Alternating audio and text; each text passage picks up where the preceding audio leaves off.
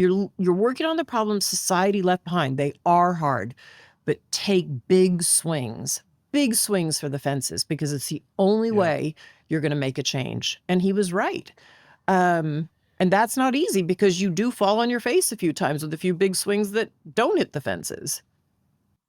What a great insight that it's fear that's driving him, because you're right. He has built a career where he's the smartest guy in the room and he's this brilliant investor, and he has so many hits, and the fear or the risk that he puts money in a charity that who knows, you know, and especially because the metrics and the systems are different, that the fear that if it doesn't work or the money quote unquote gets wasted, whatever that means, that he will somehow damage his golden touch is such an interesting insight, that it's so basic and so human.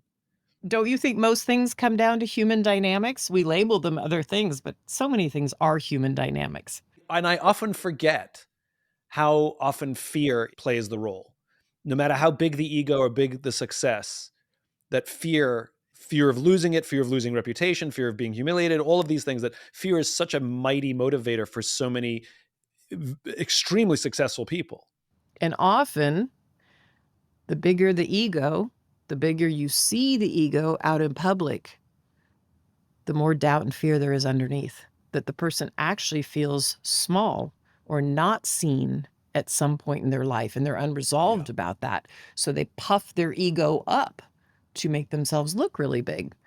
And in our country, we, in my opinion, revere capitalism and people who are business leaders, but we don't always see that, okay, they might be great in business, but we ask them all these other questions about society, and they might not actually be the best human being, right? But we so value in this country, the entrepreneur who's made it, the person who's made it as the CEO.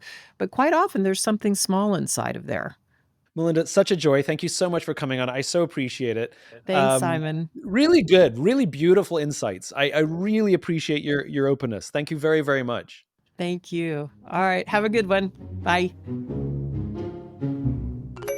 If you enjoyed this podcast and would like to hear more, please subscribe wherever you like to listen to podcasts.